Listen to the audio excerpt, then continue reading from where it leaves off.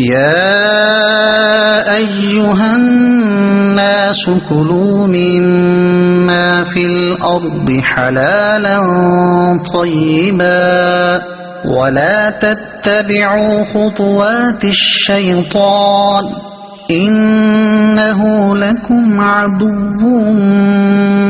مبين۔ اے لوگو، جو کچھ زمین میں حلال پاکیزہ ہے اس میں سے کھاؤ، اور شیطان کے راستوں پر نہ چلو، بے شک وہ تمہارا کھلا دشمن ہے۔ جو کچھ زمین میں حلال پاکیزہ ہے اس میں سے کھاؤ۔ تفسیر صراط الجنان میں ہے، مشرکین نے اپنی طرف سے بہت سے جانوروں کو حرام قرار دیا ہوا تھا۔